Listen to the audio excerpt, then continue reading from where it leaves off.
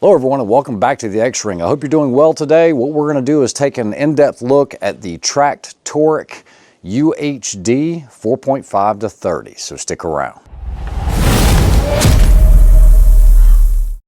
Okay, so before we get started with the review, in full disclosure, this was actually sent to me by Tract, and I wanted to do a review on it. I actually requested it, and that's not something I normally do on the channel. But when I shot last month's DMR match, Josh Thomas was running the Tract, and I asked him what he thought, and he said it's actually a pretty good scope for the applications that he uses it for. So I reached out to Tract, talked to John and John, who are the owners. They both have a long history of being involved in the optics world, if you will, working for different companies in the past, and they started their own company without any type of limitations. They could make their own calls on what they wanted. They have a very unique business model in that they don't make these scopes available through any type of dealer or distributor. You have to deal with them direct. And from my understanding, what this does is it passes the value on to you guys as consumers, gives you more bang for the buck because it's cutting out the distributors and the dealers, or the middleman, if you will. So you guys know that I do represent Zeiss. I do shoot a lot of the Zeiss optics. And before I ever do a review, I've been a long time actually owing them this review. I never just take an item and just take it out of the box, shoot it a couple times, then give you guys a review. That's not going to be fair to you. It's not going to be fair to me or the company. Most of the scope reviews that I do, which are few and far between, I've actually taken those scopes and actually used them in real world competitions. And so that way I can report back as to the reliability, the repeatability, and what I thought of the overall views. So taking a closer look at this Tract, it is the UHD, which is supposed to be the ultra high definition. It has about 100 minutes of angle of internal adjustment, which is good. And I think this is going to be tailored more for your long range precision shooter. I wouldn't consider this a hunting scope, although you could use it for hunting. And the glass is good enough for low light. There's no doubt about it. It's just the weight, and with all the external turrets and all that, it's not what would be my first choice for a hunting scope. But like I said, you could do it. So let's go ahead and take a look at the overall specs of this scope. You're looking at about 2 pounds, 6 ounces. You do have a 56 millimeter objective. It does have a 34 millimeter main tube. And starting at the back here and working our way towards the objective, you do have a rubberized ocular, which is actually nice. It gives you a little more texture, a little more grip. Coming forward, you have a magnification ring, which I will tell you is extremely smooth. This one is not difficult to move, but not too easy to move either. And the price point on this, guys, is going to be right at $1,700. And like I said, that's going to be direct to them. On your elevation, it is a locking turret. You do have to lift it or press it down if you want to be able to lock and unlock it. Same goes for the windage. Now, as far as your parallax is actually just as buttery smooth as the magnification ring, and you do have 11 different brightnesses of illumination, and that's got an off setting in between each one of the power settings. As far as the feel for the turrets themselves, you can definitely tell you're moving them, but it's more of a softer, audible click. It doesn't feel bad at all, but if you're looking for that snap style click like you would see on a tangent or hear or feel on a tangent theta, this is not it. Now, I don't have any complaints about that. My only complaint about the elevation knob, like I said, I love locking windage and elevation turrets. I just do. It's just something that I do prefer, although not all models are going to have that, you know, whether it's the Zeiss or the Night Force. I do prefer that on like the razors and everything. The problem with the razors is they're so difficult to lift sometimes when you're wanting to unlock them. Now, as far as the Tract, you do have to lift it quite a bit. Okay, it's not just a little lift, it's quite a bit. And the only problem that I see is if you're going to be dialing for a stage, I could see this getting pressed down a little easier than it needs to be. I wish there was a harder detent up top, because let's say it did get pressed down just a little, just like that. Now I'm not going to be able to turn it because we're not in that full unlock position. That's the only downside of that. I like how easy it is to unlock, but I wish it wasn't so easy to lock back. So I do have the Tract mounted into a spur mount. It is a 20 MOA mount. I also have 20 in the base. For the rifle, we're actually shooting a caliber that's pretty new to me. I'm not a huge fan of Wildcats, if you will, but now with the factory support from Hornady, this is a 22 Creedmoor, guys. All right, so you guys know I don't do opening box reviews. However, it does come with a scope cover. When you lift this up, you do have some documents, you have a cleaning cloth that's in here. It does come with the provided sunshade, and it has a 0 stop ring. This is actually very easy to install. I'll show you that here in just a few minutes.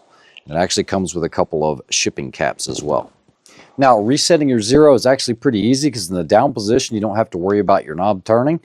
And what you're going to do is just unscrew this and we'll reset it to 0. But before we do, let's install that 0 stop. All right, so in your 0 stop ring, you do have a stainless pin here as well as one on the inside. You're basically just going to drop it down. You've got 3 set screws. All right, so just for informational purposes, regardless of the scope that I'm using, I never do a hard 0 stop because there are times I want to be able to go below 0, and that enables me to do that whether I'm using speed drop or if I just needed to re-zero my turret to be able to go underneath. I don't want that hard stop there. So the way that I've got it set, I'm just going to tighten this back up. Remember, it can't turn because it is a locking turret. And I'm going to check and see how many I can go below 0. So once we've installed the 0 stop, now I can't get lost in my elevation. It's going to stop dead at 0. However, I don't like that. I don't like to stop at 0. I like to be able to dial down below my 100-yard 0, whatever my 0 is. That allows me to do speed drop. That allows me to be able to make corrections if I'm at the range or whatever and go underneath. So while this is perfect and it does exactly what it's supposed to do, this is not what I normally do when I set it up.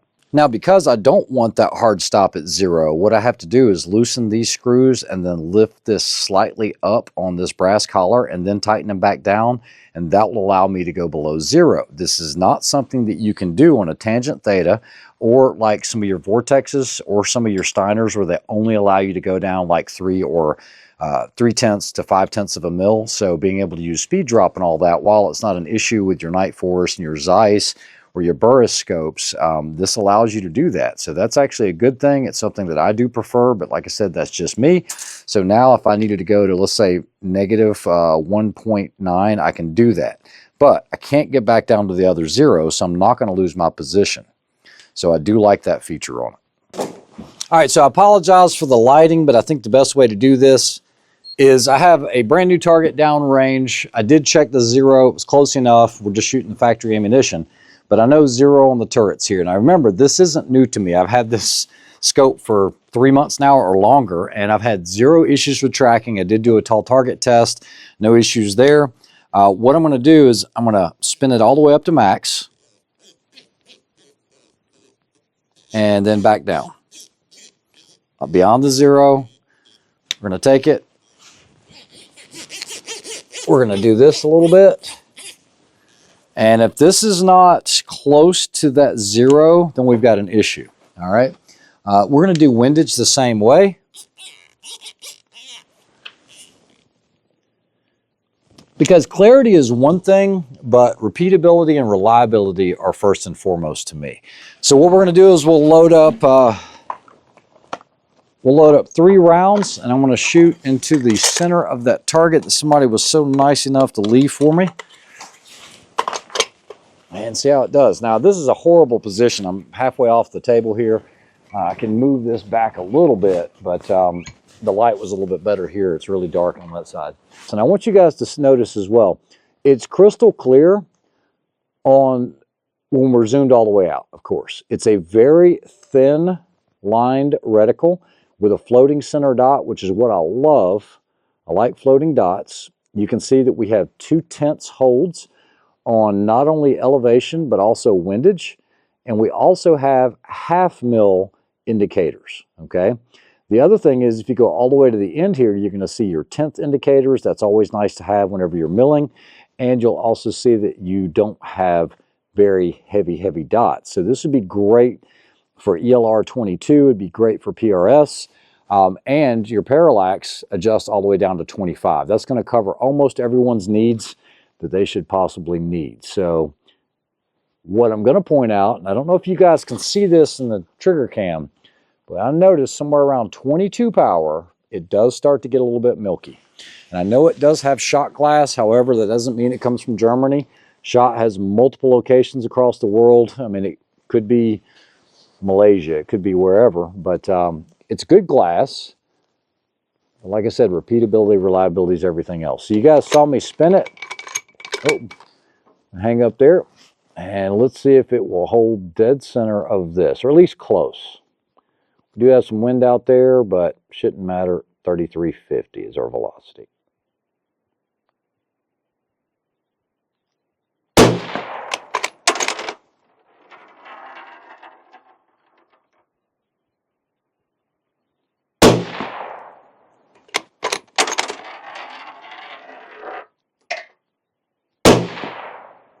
All right, so all three in the center, even through all of that. Like I said, maybe not the tightest groups for you, but like I said, we got all this other stuff going on, and sometimes I've seen that that can affect it. Let's just run a barricade here. Hopefully I don't shoot the camera, but here we go and begin. All right. So I've already dialed in 2 on that 500-yard target, 550-yard target.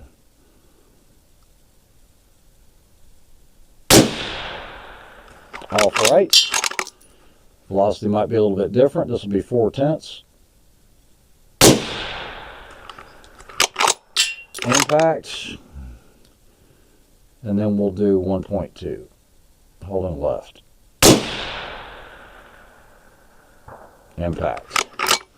So you guys could see the in-camera footage of it. Like I said, it'll do everything you want it to do. And I think it's a good optic, especially under that $2,000 price point. It's really hard to find good optics that track well for less than $2,000. There are a few in there, but you are looking at some of like the Burris's, the Athlons, some of the other ones, but it is another good alternative. Big shout out to Tract for allowing me to review this. And remember, there's more to scopes than just glass clarity, okay? It's got to be able to pass the tests. I'll tell you what, it's different ammo, but what I'm going to do is I'm going to take the trigger cam off. I'm going to topple the rifle over on its side in the dirt there. We'll do both sides. I hate to do that, but I just want to see if it'll take a little bounce or something, and then we'll try it at 100. Here we go.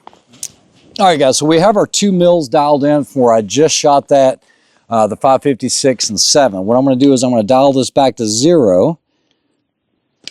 And what we're going to do is I'm going to close my bolt because I don't want it to put stress on this knob. And what I'm going to do is I'm just going to push it over like this. I'll do the same on this side. Let me lock this down so that the bipod doesn't twist.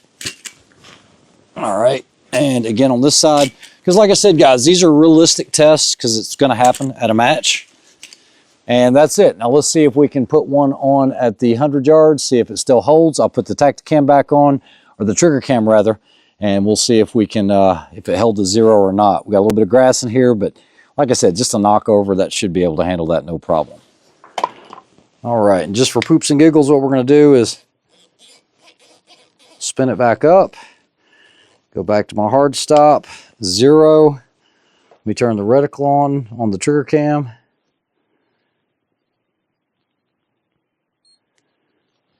Let me make sure we're recording.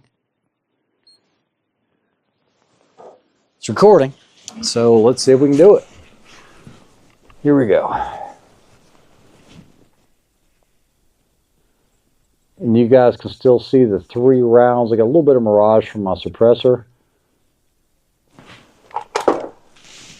You know what, I'm going to load 3 rounds. Like I said, I don't know what this Precision Hunter shoots like compared to the match, and we had it zeroed for the match.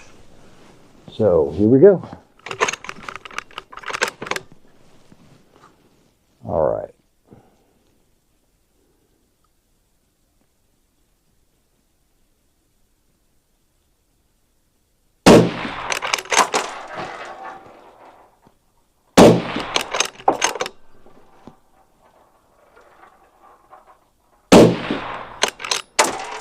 All right, so all but the one in it, but yeah, I would say it's holding 0. Like I said, we don't know if it likes this ammo or not. I've never grouped this ammo.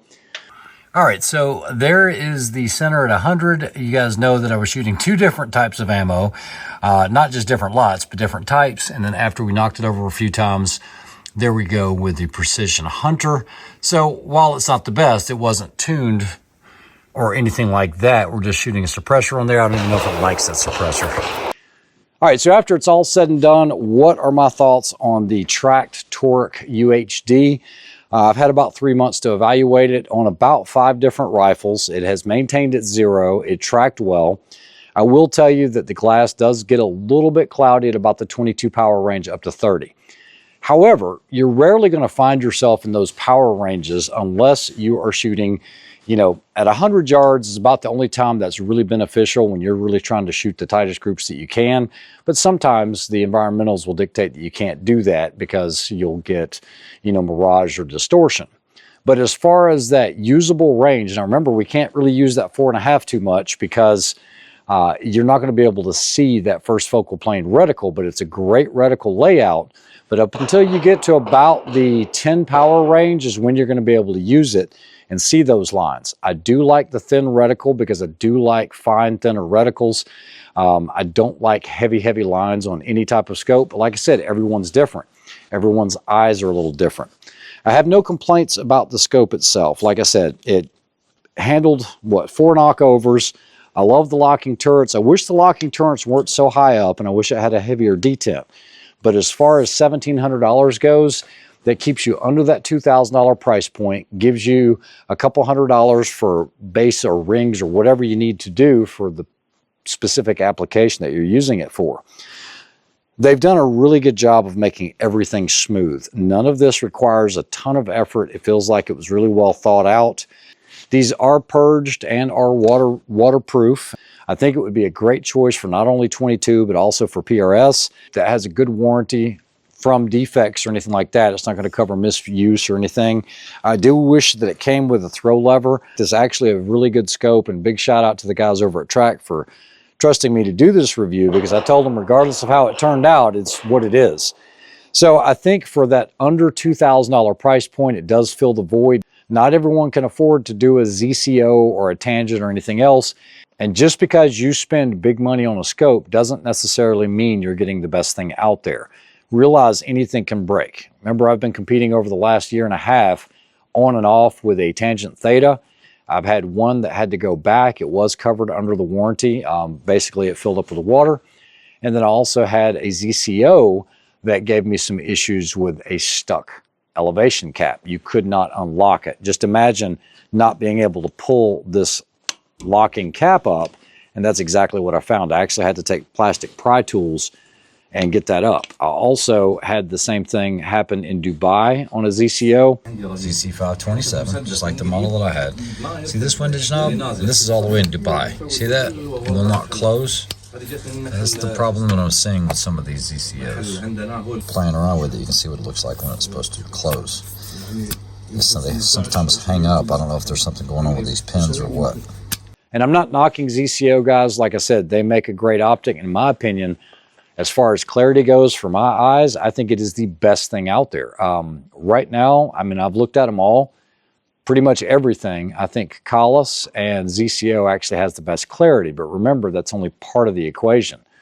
Part of that other equation is the reliability and repeatability, which I had no issues with either the Collis or the ZCOs. I will do specific reviews on those scopes coming up in the future, but I don't normally do scope reviews, and it is hard to capture the footage that's inside of the trigger cam. So hopefully you guys enjoyed that on the Tract Toric. I think you'll be okay with it. I think it's a great option for a lot of folks that don't want to spend more than $2,000. I think it covers it all. You guys take care. Have a great day. We'll talk to you on the next one.